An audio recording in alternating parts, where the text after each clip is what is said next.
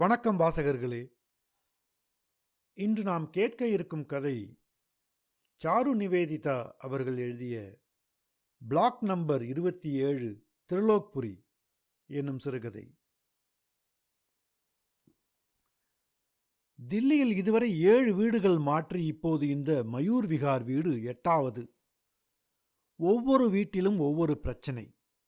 வீடு என்றால் எதுவும் தனி வீடு அல்ல, ஒன்று குடித்தனம்தான். அநேகமாக எல்லா வீடுகளிலும் வீட்டுச் சொந்தக்காரர்களுடன் தான் குடியிருக்க நேர்ந்தது. ஒரு வீட்டில் வீட்டுக்காரர் தீவிர ராமபக்தர். குளிர்காலத்தில் அதிகாலை 4 மணிக்கே எழுந்து ராமபஜனை. குளிர்காலமாக இருப்பதால் கண்ணாடி ஜன்னல்களெல்லாம் மூடியிருக்கும். வீட்டுக்காரர் தொண்டையை கிழித்து கொண்டு கத்தும், ஓம் ஜய ஜெகதீஷ் ஹரி, சுவாமி ஜய ஜெகதீஷ் ஹரி என்ற சத்தம் வெளியே போக வழியின்றி வீட்டின் சுவர்களிலும் கண்ணாடி ஜன்னல்களிலும் மோதி மோதி எதிரொலிக்கும். அது போதாதென்று ஜால்ரா சத்தமும் சேர்ந்து கொள்ளும். வீட்டுக்காரரின் மனைவி டோலக்கை திரும்ப பாடுவாள். நடுக்கும் குளிரில் எழுந்து உட்கார்ந்து கொண்டு ரஜாயை விட்டு வெளியே வர மனசில்லாமல் பஜனை சத்தத்தில் செவிப்பறைகள் கிழிய, கண்கள் திகு திகுவென்று எரிய, என்ன செய்வதென்று புரியாமல் உட்கார்ந்திருக்கிறோம். மற்றொரு வீட்டில் கக்கூஸ் பிரச்சனை. அந்த வீட்டில் வீட்டுக்காரரும் அவர் மனைவியும் கக்கூஸ் போய்விட்டு கைகளை நன்றாக சோப்பு போட்டு கழுவுவார்களே ஒழிய கக்கூசில் போதிய அளவு தண்ணீர் விட வேண்டும் என்று தெரியாது. தில்லியிலிருந்து சென்னை போகும்போது காலையில் எழுந்து ஜன்னல் வழியே பார்த்தால் மக்கள் ஒரு சோடா புட்டியில் தண்ணீர் எடுத்துக்கொண்டு ஒதுக்குப்புறமாக போவது தெரியும். அங்கேயாவது தண்ணீர் பிரச்சனை என்று சொல்லலாம். இங்கு அந்த பிரச்சனையும் இல்லை. நாட்டம் தாங்க முடியவில்லை, நிறைய தண்ணீர் விடுங்கள் என்று வீட்டுக்காரரிடம் சொன்னேன். கக்கூஸ் நாரத்தானே செய்யும், இதில் ஆச்சரியம் என்ன இருக்கிறது என்று கேட்டுவிட்டு கிராமங்களில் மக்கள் தண்ணீர் இல்லாமல் எப்படி அவதிப்படுகிறார்கள் என்பது பற்றியும், அப்படி இருக்கும்போது இங்கு நகரங்களில் நாம் கக்கூசுக்கென்றே எத்தனை கேலன் தண்ணீரை கொட்டி வீணடிக்கிறோம் என்பது பற்றியும் விரிவாக ஒரு லெக்சர் கொடுத்தார். ஆக அவரும் அவர் மனைவியும் போய்விட்டு வந்தால் நானேதான் தண்ணீர் ஊற்ற வேண்டிய அவசியம் ஏற்பட்டது. இப்படி ஒவ்வொரு வீடாக மாறிக்கொண்டிருந்த போதுதான் ஒரு நாள் என் நண்பர் ஒருவர் தான் வெளிநாடு செல்ல இருப்பதாகவும் தன் வீட்டில் 2-3 வருடங்கள் வந்து இருந்து கொள்ளலாம் என்றும் சொன்னார். ஆனால் அதில் ஒரே ஒரு பிரச்சனை இருந்தது. நண்பரின் வீடு ஜமுனாபாக் என்று சொல்லப்படுகிற கிழக்கு தில்லியில் இருந்தது. கிட்டத்தட்ட தில்லி ஜனத்தொகையில் பாதி அளவு மக்கள் கிழக்கு தில்லியில் இருந்தாலும் இந்த ஜமுனாபாக் பகுதி என்பது அலுவலகத்தில் வேலை பார்க்கும் ஒரு சராசரி நபருக்கு அச்சுறுத்தல் தரும் ஒரு இடமாகத்தான் இருந்து வருகிறது. கொலை, கொள்ளை, கற்பழிப்பு, நபர்கள் கடத்தப்படுதல், தில்லியில் மிகப்பெரிய மலிவு விலை சாராயக்கடை போன்ற விஷயங்களே இதற்கு காரணமாக கருதப்பட்டாலும் எனக்கு என்னமோ தில்லியை கிழக்கு தில்லியுடன் இணைக்கும் 2 பாலங்கள்தான் மிகப்பெரிய பிரச்சனை என்று தோன்றியது. இருக்கின்ற மக்கள் தொகைக்கும் வாகனங்களுக்கும் இதுபோல ஒரு 10 பாலமாவது தேவைப்படலாம் என்கிற நிலையில் இந்த 2 பாலங்கள். பாலத்தின் 2 பக்கங்களிலும் ஆயுதம் ஏந்திய போலீசார்.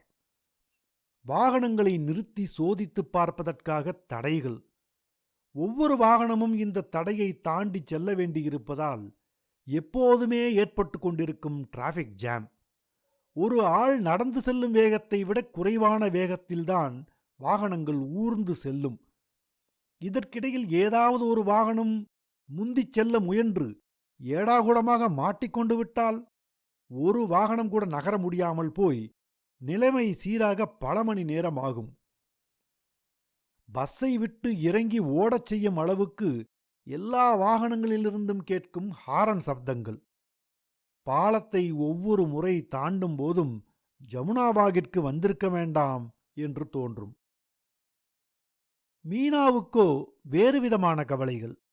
மயூர் விகாரின் 3வது செக்டாரின் பிரதான சாலையில் ஒரு தென்னிந்திய தம்பதி நடந்து சென்று கொண்டிருக்கும் போது அவர்களின் அருகே வேகமாக வந்த ஆட்டோ ஒன்று அந்த பெண்ணை ஆட்டோவில் இழுத்து போட்டுக்கொண்டு சென்று விட்டது. பட்டப்பகலில் நடந்த நிகழ்ச்சி. கண்ணிமைக்கும் நேரத்தில் எல்லாம் முடிந்துவிட்டதால் யாராலும் எதுவும் செய்ய முடியவில்லை. மறுநாள் தினசரிகளில் வந்திருந்தது. இன்னொரு சம்பவம். இதுவும் எங்களது 3வது செக்டரிலேயே நடந்த நிகழ்ச்சிதான். காலை 11 மணி அளவில் ஒரு கதவை திறந்து பார்ப்பது வழக்கமில்லை என்பதால் கதவின் பீப் ஹோல் வழியே எட்டி பார்த்திருக்கிறார் வீட்டிலிருந்த பெண்மணி. 3 வாட்டாசாட்டமான ஆட்கள் நின்று கொண்டிருப்பதை பார்த்து சற்று தயங்கி, நீங்கள் யார், என்ன வேண்டும் என்று கேட்க, நாங்கள் தேசுவிலிருந்து வந்திருக்கிறோம். இந்த வீட்டின் மீட்டர் ரொம்ப வேகமாக ஓடுவதாக புகார் வந்திருக்கிறது, பார்க்க வேண்டும் என்று சொல்ல, மறுபேச்சு பேசாமல் கதவை திறந்து விட்டிருக்கிறாள் அந்த பெண். அவளை கற்பழித்து கொலை செய்துவிட்டு போயிருக்கிறார்கள் அந்த நபர்கள். மறுநாள் தினசரிகளில் வந்திருந்தது. இந்த 2 சம்பவங்களும் மீனாவை ரொம்பவும் கலவரப்படுத்தி இருந்தது. நாம் ஜாக்கிரதையாக இருந்து கொள்ள வேண்டியதுதான், வேற என்ன செய்ய முடியும் என்று ஏகப்பட்ட தைரிய வார்த்தைகள் கூறி இந்த வீட்டினால் கிடைத்திருக்கும் அனுகூலங்களையும் விலாவாரியாக எடுத்து விளக்கினேன். கிரவுண்ட் ஃப்ளோர் வீடு, உண்டு குடித்தன பிரச்சனை இல்லாதது, விசாலமான ஹால், தனி கிச்சன், படுக்கை அறை, 2 வாசல், ஒரு சின்ன தோட்டம் போடும் அளவுக்கு நிலம், ஏதோ பெயருக்கு ஒரு வாடகை. இத்தனை வசதிகளுக்காக இந்த கிழக்கு தில்லியை பொறுத்துக்கொள் என்றேன். இந்த வீட்டுக்கு வந்த முதல் நாளே ரேக்கி எனக்கு பழக்கமானான். சாமான்கள் டெம்போவில் வந்து இறங்கியபோது ஒரு 12 வயது மதிக்கத்தக்க சர்தார் பையன், इस घर में आप ही नया आ रहे हैं अंकल, आपका नाम क्या है? என்று என்னை கேட்டான். பேலே ஆப்கா நாம் பத்தாவோ என்றேன். मेरा नाम रेकी है. उधर देखिए, इस सड़क के उस तरह एक गुरुद्वारा दिखाई पड़ती है ना, उसके नजदीक घर என்றான் சிறுவன். மீனாவை பார்த்து, பயல் படு சுட்டியாக தெரிகிறானே என்றேன். சொன்னதும் ரேக்கி என்னை பார்த்து, சுட்டி என்ன அங்கிள் என்று தெளிவான தமிழில் கேட்டான். ஆச்சரியத்துடன், உனக்கு எப்படி தமிழ் தெரியும் என்றேன். நான் தமிழ் ஸ்கூலில் தான் படிக்கிறேன் அங்கிள். என் ஃப்ரெண்ட்ஸ் எல்லாம் கூட தமிழ்தான், அதனால் தமிழ் எனக்கு தெரியும். ஆனால் சுட்டினா என்ன அங்கிள்? சுட்டினா நாட்டி, இந்தியில் நட்கட். அது சரி, உன் அப்பா எங்கே வேலை பார்க்கிறார்? அப்பாவை பற்றி கேட்டதும் அவன் முகம் மாறுதல் அடைந்தது. இவ்வளவு நேரம் அவன் கண்களில் தெரிந்த ஆர்வமும் ஒளியும் மங்கிப் போனது. क्या हुआ रेकी? कुछ नहीं अंकल, अपनी कहानी और एक दिन बोलूंगा. கஹானியா? 12 வயது பையனுக்கு ஒரு கஹானி இருக்க முடியுமா? அப்படி இருந்தால் அது மிகவும் சோகமானதாகத்தான் இருக்க முடியும் என்று தோன்றியது. பிறகு ரேக்கி படிக்கும் பள்ளியை பற்றி விசாரித்துக் கொண்டேன். லோதி ரோட்டிலுள்ள தமிழ் பள்ளி. இங்கிருந்து தொலைவுதான் என்றாலும் ஸ்கூல் பஸ்ஸே இருப்பதாகச் சொன்னான் ரேக்கி. என் மகள் ரேஷ்மாவையும் அந்த பள்ளியில்தான் சேர்ப்பதாக இருந்ததால் இந்த விபரங்கள் சற்று நிம்மதி அளித்தன. ரேஷ்மா ரேக்கியோடு ரொம்பவும் ஒட்டிக்கொண்டாள். எப்போதும் எங்கள் வீட்டிலேயே இருந்துவிட்டு இருட்டிய பிறகுதான் வீட்டுக்குப் போவான் ரேக்கி. சில சமயங்களில் அவனுடைய அம்மா வந்து அழைத்துப் போவாள். அவன் குறிப்பிட்ட கஹானி பற்றி அவனிடம் கேட்டு அவனை வருத்தமடையச் செய்ய வேண்டாம் என்று நினைத்து அவனிடம் அதை பற்றி பிறகு நான் கேட்கவில்லை. ஆனால் அடிக்கடி அவனுடைய அம்மாவைத்தான் பார்த்திருக்கிறேனே ஒழிய அவனுடைய அப்பாவை பார்த்ததில்லை என்ற விஷயம் உறுத்திக்கொண்டே இருந்தது. ஒரு நாள் ரேஷ்மா, வெளியே டாட்டா போய் ரொம்ப நாள் ஆகிறது, எங்கேயாவது அழைத்து போ என்றாள். வருகிறாயா ரேக்கி? உன் அப்பா ஒத்துக்கொள்வாரா என்று கேட்டேன். கொஞ்ச நேரம் யோசித்துவிட்டு, ஓகே அங்கிள், अपनी कहानी बताऊंगा अभी என்று சொல்ல ஆரம்பித்தான். ரேக்கியின் அப்பா சர்தார் சுச்சா சிங் இராணுவத்தில் பணியாற்றியவர். சிறந்த இராணுவ வீரருக்கான விருதுகளும் பெற்றவர். 3 மாதங்களுக்கு முன்னால்தான் பஞ்சாப் தீவிரவாதிகளை அடக்குவதற்காக சிறப்பு பிரிவில் சேர்க்கப்பட்டு பஞ்சாபுக்கு அனுப்பப்பட்டார். லால் கிலாவில் காலிஸ்தான் கொடியை ஏற்றியே தீர்வேன் என்று சபதமிட்ட கொடிய தீவிரவாதியான சந்த் பிந்திரன்வாலையை ஒழித்து கட்டுவதற்காக சென்ற மாதம் நடந்த பயங்கர சண்டையின் போது உயிர் நீத்த இராணுவ வீரர்களுள் சர்தார் சுச்சா சிங்கும் ஒருவர். அவரது வீரச் செயலை மெச்சி நன்றிக்கடனாக அவரது மனைவியான ஜஸ்பீர் கவுருக்கு ஒரு அரசு அலுவலகத்தில் வேலையும் தரப்பட்டது. ஜஸ்பீர் கவுருக்கு படிப்பு கிடையாது என்பதால் சப்ராசி வேலைதான் கிடைத்தது. ரேக்கியிடமிருந்து இந்த கஹானியை கேட்டதும் போன மாதத்து பேப்பர் கட்டை எடுத்து வந்து ஜூன் 5க்கு மேற்பட்ட பேப்பர்களை புரட்டினேன். நீல நட்சத்திர நடவடிக்கை என்பது எங்கோ நடந்த விஷயம் என்பதாக இருந்தது மாறி இப்போது என் அருகே நெருங்கி வந்து என் வீட்டுக்குள்ளேயே நுழைந்து விட்டதாக தோன்றியது. உயிர் நீத்த மொத்த இராணுவ வீரர்கள் 83 பேர் என்றும் காயமுற்ற இராணுவ வீரர்கள் 248 பேர் என்றும் பொதுமக்களும் தீவிரவாதிகளும் சேர்ந்து 30 பெண்களும் 5 குழந்தைகளும் அடக்கம் என்றும் செய்தித்தாளில் அரசு தரப்பில் அறிவிக்கப்பட்டிருந்தது. ஹர்மந்திர் சாஹிப்பை தவிர தர்பார் சாஹிப்பின் பல பகுதிகளும் டாங்கிகளால் சின்னாபின்னமாக்கப்பட்டிருந்த புகைப்படங்களும் இப்போது வேறுவித அர்த்தத்தை தருவனவாக தோன்றின. ஒரு மாதத்திற்கு முன்பு வெறும் எண்களாக தெரிந்த விவரங்கள் இப்போது இரத்தமும் சதையுமாக எத்தனையோ பேரை அனாதைகளாக விட்டுப் போய்விட்ட மனித உயிர்களாக தெரிய ஆரம்பித்தன. சர்தார் சுச்சா சிங்கின் தியாகத்திற்காக ஜஸ்பீர் கவுருக்கு மெடல் தரும்போது இந்த ரேக்கி என்கிற அப்பாவை இழந்த சிறுவனைப் பற்றி அரசு யோசிக்குமா? வேதனையோ கவலையோ அடையுமா?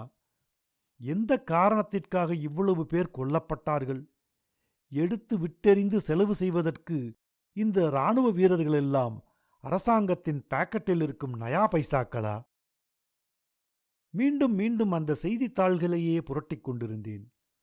தீவிரவாதிகளை பற்றியும் அவர்களிடமிருந்த வெடிமருந்து மற்றும் நவீன ரக ஆயுதங்கள் பற்றியும் சுரங்கப் பாதைகள் பற்றியும் நிலவரைகள் பற்றியும் அகால் தக்தை நோக்கி முன்னேறிய இராணுவ வீரர்கள் குருவிகள் சுட்டுக் கொல்லப்படுவது போல ஒவ்வொருவராக சுடப்பட்டு வீழ்ந்தது பற்றியும் வேறு வழியில்லாமல் டாங்கிகள் அனுப்பப்பட்டு அகால் தக்தின் பெரும்பகுதி அழிந்துவிட்டது பற்றியும் நிச்சயமாக ஒரு கர்சேவா மூலம் அழிந்துவிட்ட அகால் தக்தை மீண்டும் நிர்மாணிப்போம் என்று அறிவித்த அரசாங்கத்தின் உறுதிமொழி பற்றியும் பக்கம் பக்கமாக பேசியது செய்தித்தாள். அகால் தக்த் காலமற்றவனின் அரியணை. அகாலத்தை காலத்திற்குள் அடக்கும் முயற்சியில் ஒரு அகால் தக்த், காலத்தை அகாலமாக்கும் முயற்சியில் நூற்றுக்கணக்கான மனித உயிர்கள். கார்சேவா அகாலத்திற்கு ஒரு அரியணை அமைத்து விடலாம். ஆனால் தங்கள் காலம் பலவந்தமாக பறிக்கப்பட்டு அகாலமான அவைகளுக்கான காலத்தை அளிக்க ஏதாவது ஒரு கார்சேவா இருக்கிறதா? ரேக்கியும் அந்த செய்தித்தாள்களை பார்த்தபடியே என்னருகில் உட்கார்ந்திருந்தான். ரேக்கியின் கதையை கேட்ட பிறகு அவன் மீது எனக்கிருந்த ஈடுபாடு அதிகமாயிற்று. எங்கே போகலாம் ரேக்கி? உன் அம்மாவிடம் சொல்லிவிட்டு வா. வரும் ஞாயிற்றுக்கிழமை வெளியே போகலாம். எங்கே போகலாம் என்று நீயும் ரேஷ்மாவும் முடிவு செய்து கொள்ளுங்கள் என்றேன். ரேஷ்மாவும் ரேக்கியும் கூடி கூடி பேசினார்கள். பஞ்சாபியிலேயே பேசிக்கொண்டார்கள். ரேக்கியுடன் பேசி பேசி பஞ்சாபியை சரளமாக பேசக் கற்றுக்கொண்டு விட்டாள் ரேஷ்மா. இருவரும் பேசி முடித்து கடைசியில் லால் கிலா போகலாம் அங்கிள் என்றான் ரேக்கி. லால் கிலாவா? அங்கே உங்களுக்கு போர் அடிக்குமே. அதோடு உள்ளே போய் ரொம்பவும் அலைய வேண்டியிருக்கும். வேற எங்காவது கனாட் பிளேஸ், பாலிகா பஜார் என்று போனால் ஜாலியாக இருக்கும். ஷாப்பிங்கும் செய்யலாம் என்றேன். அதற்கில்லை அங்கிள், அந்த பிந்திரன்வாலே லால் கிலாவில் காலிஸ்தான் கொடியை பறக்க விடுவேன் என்று சொன்னதால் தானே சண்டை வந்து என் அப்பா செத்து போனார். அதனால்தான் அந்த லால் கிலாவை பார்க்க வேண்டும் போல இருக்கிறது என்றான். தொடர்ந்து பேசிக்கொண்டிருந்த பொழுது ரேக்கி இதுவரை ஒரு சினிமா கூட சினிமா தியேட்டருக்கு சென்று பார்த்ததில்லை என்றும் தெரிந்தது. எல்லாம் டிவியில் தான் பார்த்திருக்கிறான். மாதம் ஒரு இடம் என்று ஒவ்வொரு இடமாக சென்று பார்த்து விடுவது என்று முடிவு செய்தோம். லால் கிலா, கனாட் பிளேஸ், பாலிகா பஜார், ஒரு நல்ல இந்தி சினிமா, ஒரு சைனீஸ் ரெஸ்டாரண்ட். முதலில் லால் கிலா. மீனா எண்ணெய் தேய்த்து குளிக்க வேண்டும் என்று சொல்லிவிட்டதால் நானும் ரேஷ்மாவும் ரேக்கியும் கிளம்பினோம். ரேஷ்மாவுக்கும் ரேக்கிக்கும் லால் கிலா மிகவும் பிடித்துப் போயிற்று. குதித்து குதித்து ஓடினார்கள். திவானி ஆம், திவானி காஸ் என்ற 2 மண்டபங்களிலும் ஓடிப் பிடித்து விளையாடினார்கள். சேஷ்மகாலின் கண்ணாடி வேலைப்பாடுகளை பார்த்து பிரமித்து நின்றார்கள்.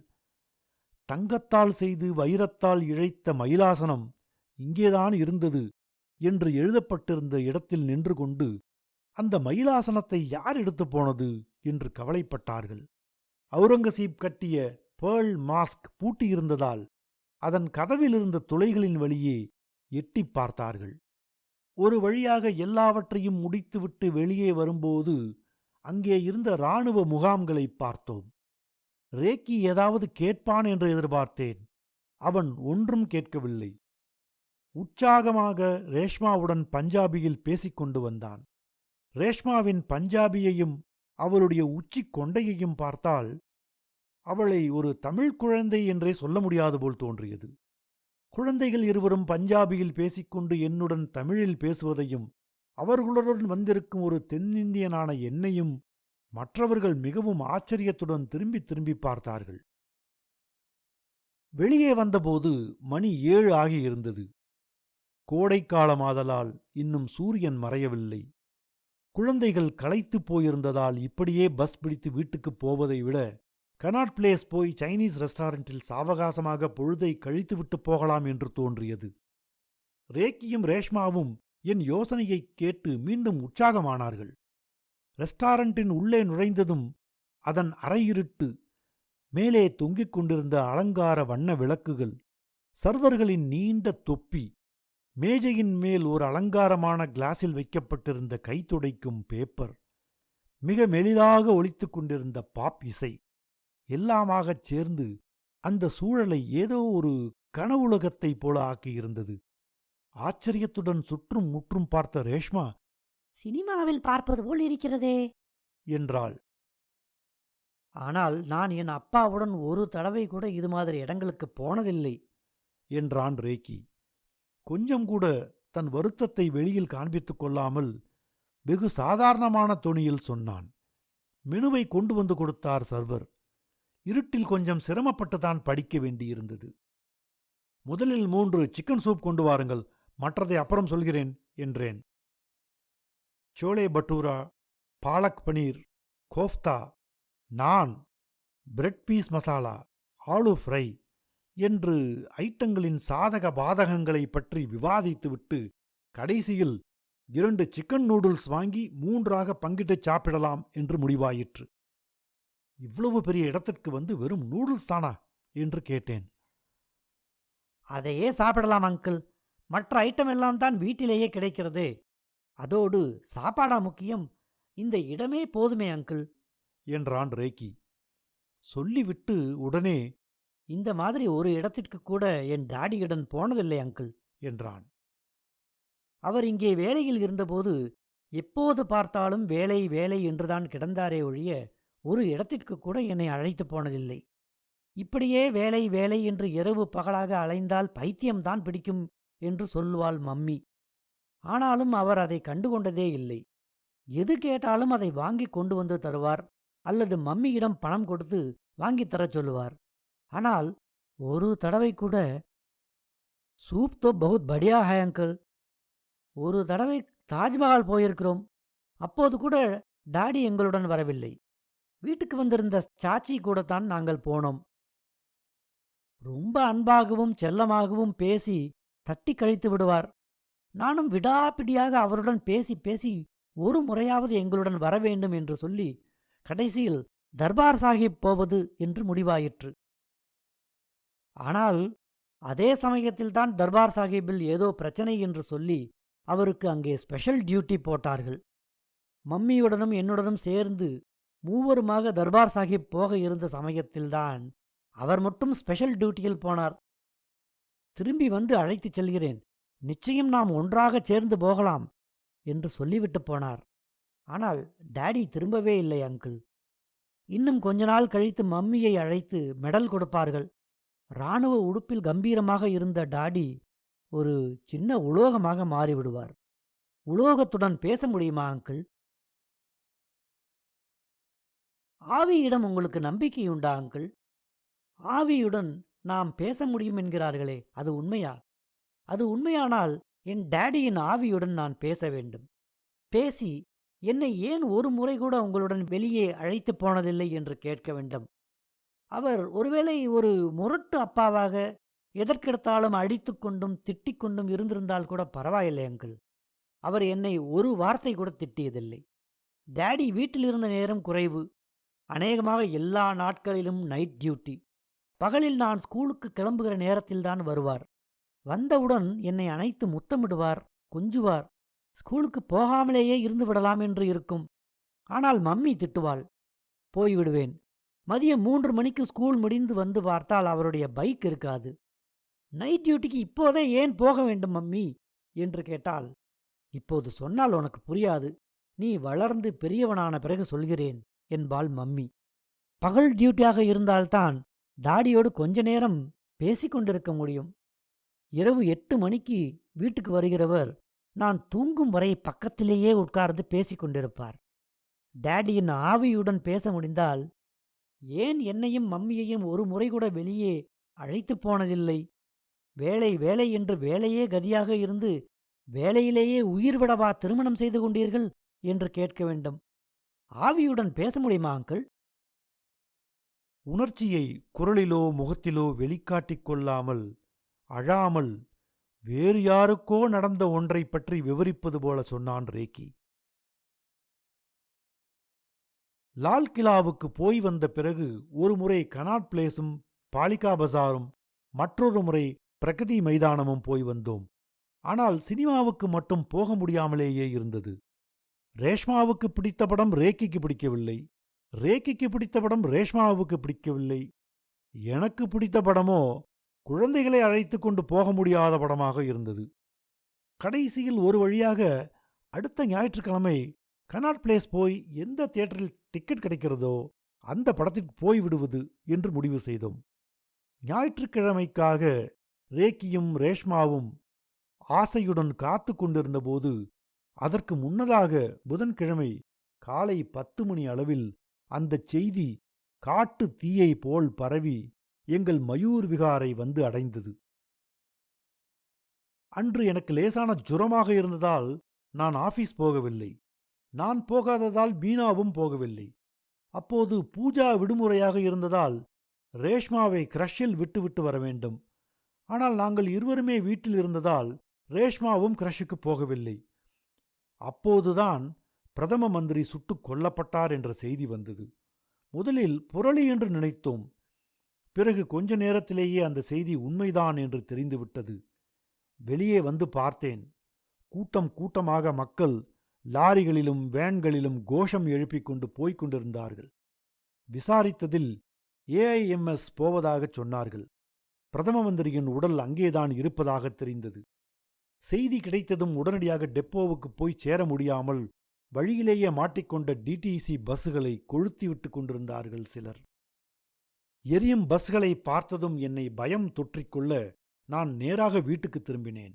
அன்று பூராவும் ரேக்கி எங்கள் வீட்டுக்கு வரவில்லை. அவன் வீட்டுக்கு போய் பார்க்கலாமா என்று நினைத்தேன். ஆனால் மிகவும் களைப்பாக இருந்ததால் நாளைக்கு போகலாம் என்று விட்டுவிட்டேன். நிலைமை சகஜமாவதற்கு இன்னும் எத்தனை நாட்கள் ஆகுமோ என்று தெரியவில்லை. பால் கிடைக்காது, காப்பி குடிக்க முடியாது. அரிசி இருக்கிறதா என்று பார்க்க வேண்டும். கோதுமை மாவு இருந்தாலும் போதும். எத்தனை நாட்களுக்கு பால் இல்லாமல் ரேஷ்மாவை சமாளிக்க முடியும் என்று தெரியவில்லை. எது எப்படியானாலும் தண்ணீரும் மின்சாரமும் கொஞ்சம் அரிசியும் இருந்தால் சில நாட்களை எளிதாக சமாளித்து விடலாம் என்று தோன்றியது. ஆனால் கலவரம் ஏதும் ஏற்படாமல் இருக்க வேண்டும். ஏனென்றால் சுட்டது சீக்கியர்கள், அதிலும் பிரதமரின் மெய்காப்பாளர்கள். துப்பாக்கிச் சூடு, ஊரடங்கு உத்தரவு என்றெல்லாம் வருமா? யாருக்கு தெரியும்? இதுவரை அப்படி எதையும் நேரில் கண்டதில்லை, அனுபவித்ததும் இல்லை. 1947 பிரிவினையின் போது நடந்த நிகழ்ச்சிகளைப் பற்றி புத்தகங்களில் படித்திருக்கிறேன். அதோடு சரி. ஊரடங்கு உத்தரவு என்றால் வெளியில் யாரை கண்டாலும் சுடலாம் என்றுதானே அர்த்தம் என்று பலவாறாக யோசித்துக் கொண்டே தூக்கம் வராமல் புரண்டு புரண்டு படுத்து கிடந்தபோது வெளியே வெகு தூரத்தில் பெரும் கூச்சல் கேட்டு எழுந்தேன். வெளியே வந்து பார்த்தபோது ரோட்டின் மறுபக்கத்தில் திரிலோக்புரி குருத்வாராவின் வெளியே தீப்புகையும் நெருப்புமாக தெரிந்தது. சுற்றிலும் நிழல் உருவங்களாக ஒரு கூட்டம். என்ன நடக்கிறதென்று சரியாக அனுமானிக்க முடியவில்லை. ஒருவேளை குருத்வாராவைத்தான் எரிக்க முயற்சிக்கிறார்களோ என்று தோன்றியது. மீனாவிடம் கதவை தாளிட்டுக் கொள்ளச் சொல்லிவிட்டு குருத்வாராவின் அருகே போனேன். 4 பேர் உயிரோடு கொளுத்தப்பட்டு எரிந்து கொண்டிருந்தார்கள். தீப்பிடித்த நிலையில் அங்குமிங்குமாக ஓடிக்கொண்டிருந்த அவர்களை சுற்றி நின்றிருந்த கும்பல் கற்களால் அடித்துக் கொண்டிருந்தது. வேறு சிலர் தங்கள் கைகளில் வைத்திருந்த கம்புகளால் அவர்களை தாக்கிக் கொண்டிருந்தார்கள். உடனேயே எனக்கு ரேக்கியின் ஞாபகம் வர அவனுடைய வீட்டை நோக்கி வேகமாக நடந்தேன். வீடு பூட்டியிருந்தது. எங்கே போயிருப்பார்கள் என்று யோசித்துக்கொண்டே வீட்டிற்கு வந்து சேர்ந்தேன். பொழுது விடியும் வரை தூங்காமலேயே காத்திருந்தேன். நடு இரவில் புதிய பிரதமர் தூர்தர்ஷனில் பேசினார். மறைந்த பிரதமர் என்னுடைய அன்னை மட்டுமல்ல, இந்த பாரதம் முழுமைக்கும் அன்னையாக விளங்கினார். அடுத்த மனிதரை கொல்லாதீர்கள், அடுத்த மனிதர் மீதான வெறுப்பை கொள்ளுங்கள் என்று சொன்ன அந்த அன்னையின் வாசகங்களை நாம் இந்த சோதனையான தருணத்தில் நினைவுபடுத்திக் கொண்டு அமைதியையும் பொறுமையையும் கடைபிடித்து உலகிற்கு பாரதத்தின் பண்பை எடுத்துக்காட்டுவோம் என்று தெளிவான அமைதியான குரலில் மக்களுக்கு வேண்டுகோள் விடுத்தார். விடிந்ததும் எழுந்து 27 பிளாக்கை நோக்கிச் சென்றேன். குருத்வாராவை சுற்றிலும் எரிந்து கருகிய பிணங்கள் கிடந்தன. உள்ளே நூற்றுக்கணக்கான பேர் அகதிகளைப் போல் குளிரில் நடுங்கிக் கொண்டிருந்தார்கள். கிட்டத்தட்ட எல்லோருமே நீண்ட வாளோ அல்லது கம்போ வைத்திருந்தார்கள். நடுத்தர வயது மதிக்கத்தக்க ஒருவரிடம் போய், நீங்கள் திரிலோக்புரியா? இது பாதுகாப்பான இடம் அல்லவே? நேற்று இரவு இங்கு நடந்த விஷயங்களைப் பற்றி தெரியாதா என்று கேட்டேன். தாங்கள் கல்யாண்புரியைச் சேர்ந்தவர்கள் என்றும் திரிலோக்புரியில் சீக்கியர்கள் அதிக அளவில் இருப்பதால் இங்கே வந்தால் பாதுகாப்பு கிடைக்கும் என்று எண்ணி இங்கே வந்து விட்டதாகவும், இங்கே வந்த பிறகுதான் இங்கேதான் எல்லா இடங்களையும் விடவும் அதிக அளவில் கலவரம் நடந்திருப்பது தெரிய வந்தது என்றும் சொன்னார்.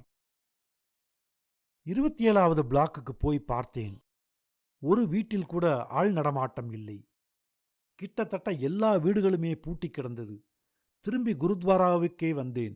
என்னிடம் சற்று முன்பு பேசிக் கொண்டிருந்தவரிடம் வந்து, 27வது பிளாக்கில் இருந்தவர்களெல்லாம் எங்கே? எல்லா வீடும் பூட்டி கிடக்கிறதே என்று கேட்டேன். பாதி பேர் வெளியே வீட்டை பூட்டிவிட்டு பின்பக்கம் வழியாக உள்ளே போய் ஒளிந்து கொண்டிருக்கிறார்கள் என்றும், பெரும்பகுதி மக்கள் 28வது பிளாக்குக்கு போய்விட்டார்கள் என்றும் சொன்னார்கள். எனக்கு குழப்பமாக இருந்தது. 28வது பிளாக் முழுக்கவும் இந்துக்கள். அங்கே எப்படி அவர்கள் போனார்கள்? அது எப்படி முடியும் என்று கேட்டேன். உங்களுக்கு விஷயமே தெரியவில்லை தம்பி. எங்கள் மக்களுக்கு இந்துக்கள் தான் பெரிய அளவில் பாதுகாப்பு அளிக்கிறார்கள். 27வது பிளாக்கிலுள்ள ரொம்ப பேர் 28வது பிளாக்கிலுள்ள இந்துக்களின் வீடுகளில்தான் ஒளிந்து கொண்டிருக்கிறார்கள். எங்களை கொன்று குவித்து கொண்டிருக்கும் கொலைகார கும்பல் எல்லாம் இந்துக்கள் என்றா நினைக்கிறீர்கள்? இல்லவே இல்லை. இவர்களுக்கெல்லாம் மதம், கடவுள் என்றெல்லாம் எதுவும் கிடையாது. இவர்கள் குண்டர்கள், அவ்வளவுதான். எங்கிருந்து வருகிறார்கள் என்றே தெரியவில்லை. திடீரென்று 10-15 ஜீப்புகளில் கூட்டம் கூட்டமாக வருகிறார்கள். ஒவ்வொரு வீடாக போய் பார்த்து சீக்கியனாக இருந்தால் வெளியே இழுத்து கொண்டு போய் மண்ணெண்ணெயை ஊற்றி கொளுத்துகிறார்கள். இவர்களில் பலர் எங்களிடம் முன்னால் ஓட்டு கேட்க வந்தவர்கள். அவர்களின் முகம் எனக்கு நன்றாக நினைவில் இருக்கிறது. எப்போது அவர்களை பார்த்தாலும் என்னால் அடையாளம் காட்ட முடியும் என்றார். ரேடியோ செய்தியில் இன்று கலவரம் நடக்கும் இடங்களுக்கு இராணுவம் அனுப்பப்பட்டிருக்கிறது என்றும், ஊரடங்கு உத்தரவு போடப்பட்டிருக்கிறது என்றும், நிலைமை கட்டுக்குள் இருக்கிறது என்றும் தெரிவிக்கப்பட்டது. ஆனால் செய்தி கேட்டு 2 மணி நேரத்திற்கு மேல் ஆகியும் இராணுவமோ போலீஸோ எங்கள் பகுதிக்கு வரவில்லை. இரவு செய்தியில் கலவரத்தில் ஈடுபடுகிறவர்களை கண்டதும் சுட உத்தரவு இடப்பட்டிருப்பதாகவும் அறிவிக்கப்பட்டது. ஆனால் இதையெல்லாம் யார் அமல்படுத்துவார்கள் என்றுதான் தெரியாமல் இருந்தது. எல்லா அரசியல் தலைவர்களும் தீன்மூர்த்தி ஹவுஸில் முடங்கி கிடந்தார்கள். நேற்று பிரதம மந்திரி சுடப்பட்ட போது ஜனாதிபதி வெளிநாட்டில் இருந்ததால் செய்தி கிடைத்து அன்று மாலை தில்லி திரும்பி விமான நிலையத்திலிருந்து ஏஐஎம்எஸ்க்கு சென்று கொண்டிருந்த போது அவரது காரில் கற்கள் வீசப்பட்டன என்றும், அவரது காரை தொடர்ந்து சென்ற மற்ற கார்களும் கூட கல்வீச்சால் பாதிக்கப்பட்டன என்றும் பிபிசி வானொலி தெரிவித்திருந்தது. ஜனாதிபதிக்கே இந்த கதி என்கிறபோது இந்த சாதாரண மக்களை காப்பாற்றுவதற்கு யார் வரப்போகிறார்கள் என்று தோன்றியது. தீன்மூர்த்தி ஹவுஸில் இருந்த பிரதமரின் உடலையும் அந்த உடலை தரிசிக்க வந்த மக்களையும் காட்டியபோது ரொம்பவும் அசாதாரணமான கோஷங்களெல்லாம் எழுப்பப்பட்டன. எந்தவித தணிக்கையும் செய்யப்படாமல் தூர்தர்ஷனில் அப்படியே காட்டப்பட்டது. உதாரணமாக, भारत की बड़ी बेटी को जिसने खून किया उस वंश को मिटाएंगे.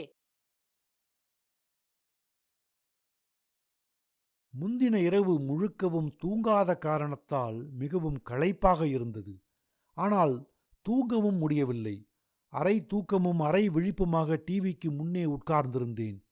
திடீரென்று எரிந்து கருகிய, இன்னமும் எரிந்து கொண்டிருக்கிற உடல்களின் நாற்றமும் பெட்ரோல், மண்ணெண்ணெய், டீசல் போன்றவற்றின் நாற்றமும் தாங்க முடியாமல் மூக்கை வந்து தாக்கியது. குமட்டல் எடுத்தது. இந்த நாற்றமே ஆளை கொன்றுவிடும் போலிருந்தது. சாலை நெடுகிலும் ஒரே பிணங்களாக கிடக்க ஒரு ஆள் அந்த பிணங்களை எண்ணிக்கொண்டிருந்தான். யார் நீங்க என்று கேட்டேன். ஜேர்னலிஸ்ட் என்றான். மேலும் சொன்னான், இதுவரை 639 பிணங்களை எண்ணியிருக்கிறேன். நீங்களும் சேர்ந்து எனக்கு உதவி செய்யுங்கள். குறைந்தபட்சம் இந்த பிணங்கள் எவ்வளவு என்று எண்ணியாவது உலகுக்குச் சொல்லுவோம். அப்போது அந்த பிணக்குவியலிலிருந்து ஒரு பிணம் எழுந்து நடந்து வந்தது. அதன் வயிற்றிலிருந்து வெளியே சரிந்திருந்த குடல் தலைப்பாகையால் இழுத்து கட்டப்பட்டிருந்தது. தள்ளாடி தள்ளாடி நடந்து வந்த பிணம் அப்படியே எங்கள் மீது விழ, வயிற்றில் கட்டப்பட்டிருந்த தலைப்பாகை துணி அவிழ்ந்து குடல் எங்கள் கைகளில் சரிந்தது.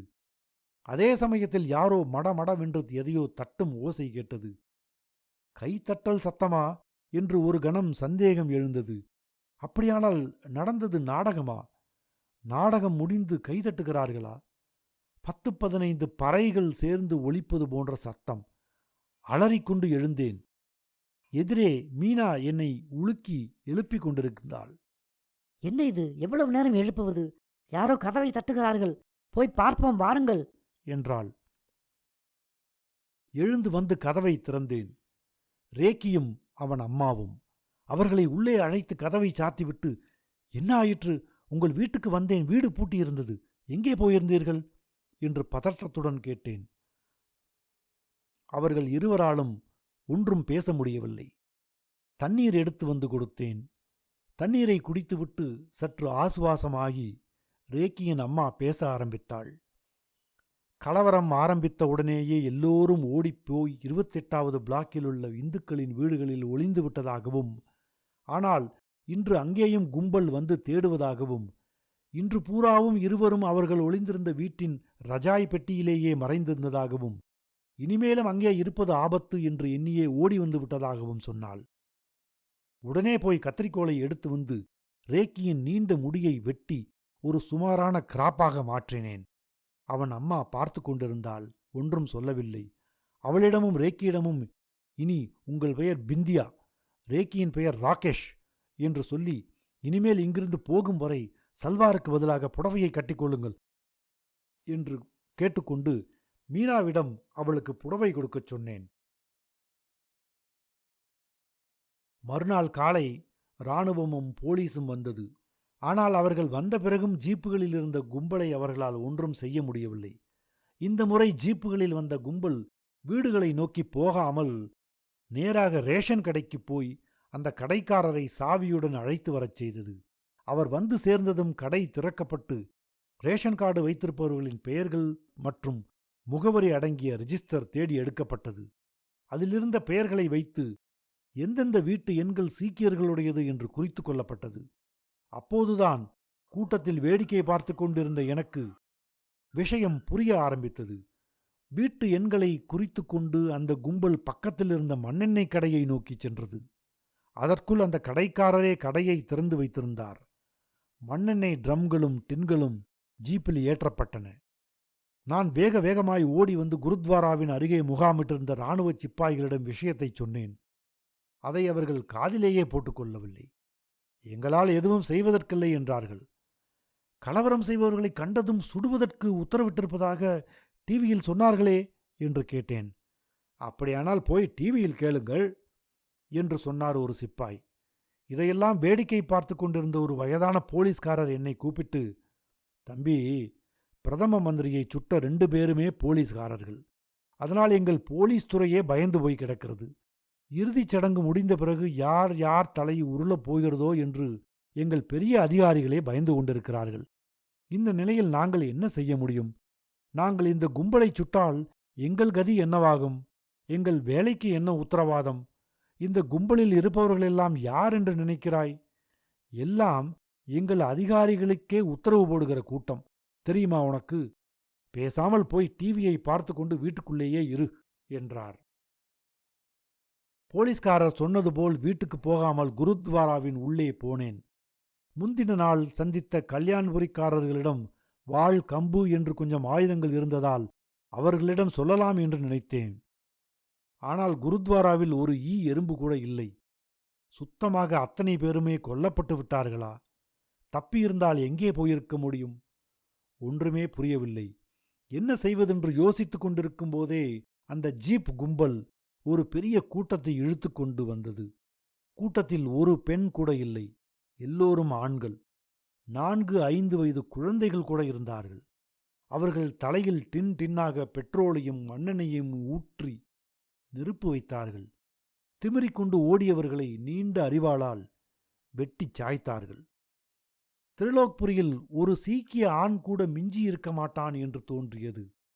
பிறகு ஜீப்புகள் கல்யாண்புரி ரோட்டில் பறந்தன. மதியம் இராணுவத்தினர் ஒரு கொடி அணிவகுப்பு நடத்தினார்கள். அணிவகுப்பு முடிந்து ஒரு அரை மணி நேரத்திற்குள்ளாகவே ஜீப் கும்பல் எங்கள் மயூர் விகாருக்குள் நுழைந்தது. கையிலிருந்த முகவரி நோட்டை வைத்துக்கொண்டு ஒவ்வொரு வீடாகச் சென்றது. அகப்பட்ட சீக்கியர்களை பிடித்து நடு ரோட்டில் வைத்து கொளுத்தியது. எங்கள் பக்கத்து வீட்டுக்கு வந்தது கும்பல். வீட்டில் இருந்தவர்கள் பஞ்சாபி இந்துக்கள். ஆனால் நம்ப மறுத்தது கும்பல்.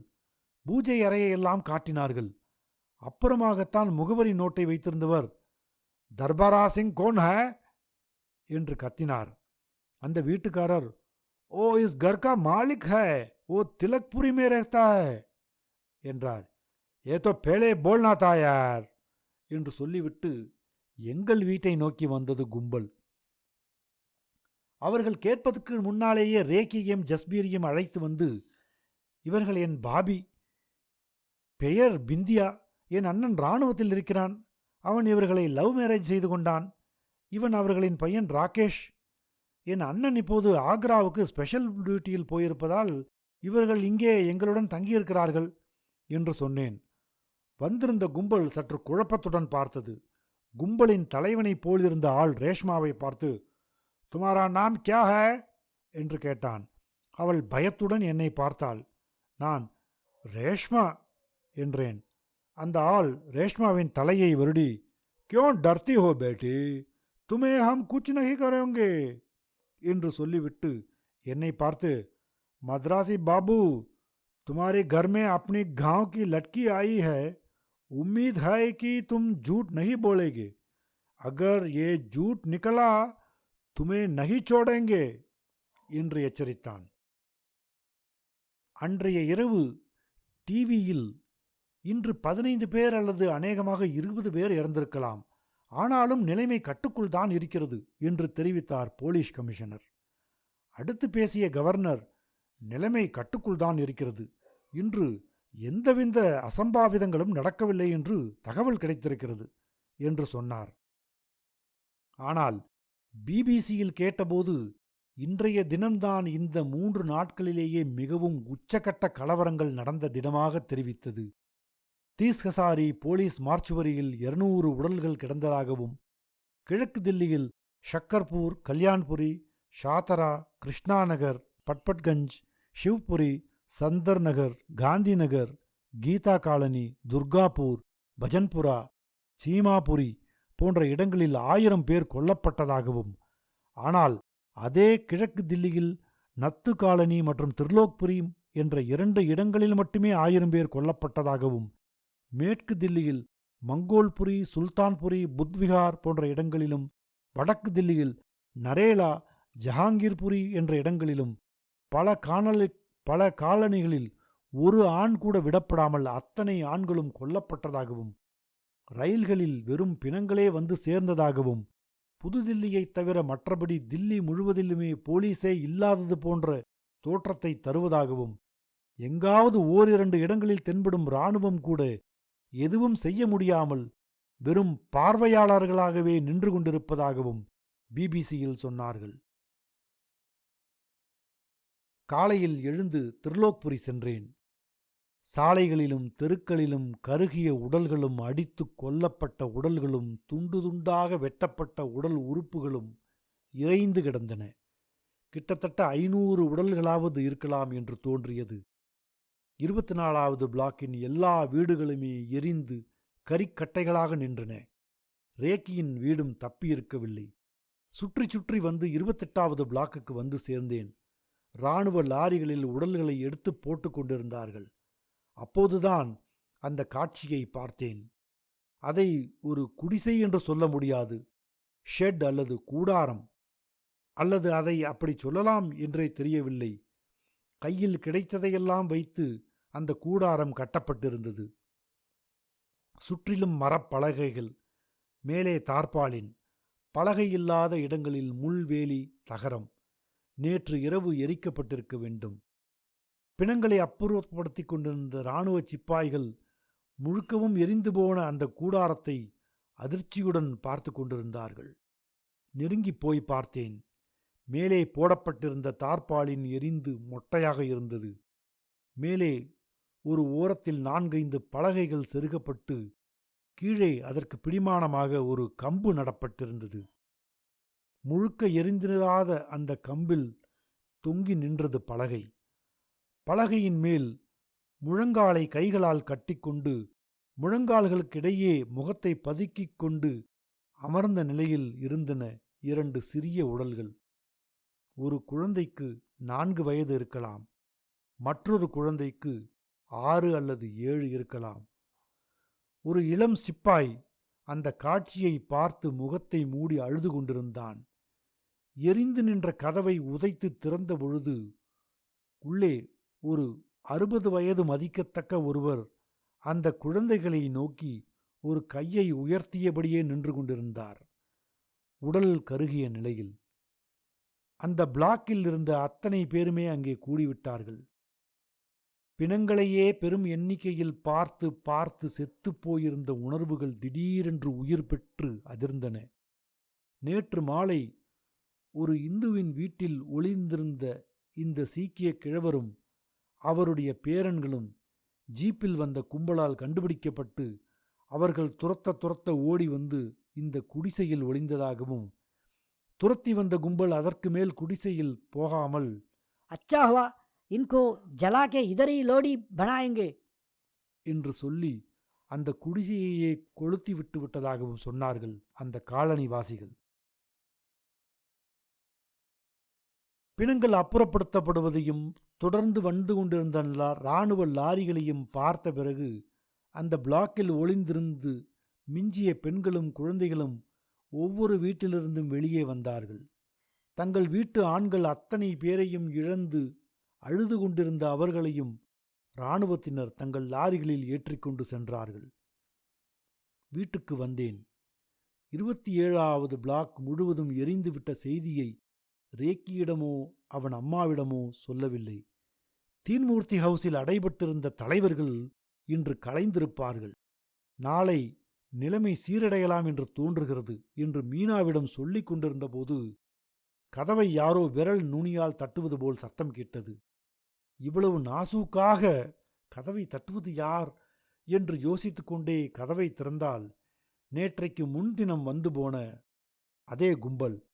அரே ஏ மதராசி, தும்னே ஹமே தோக்கா தியா.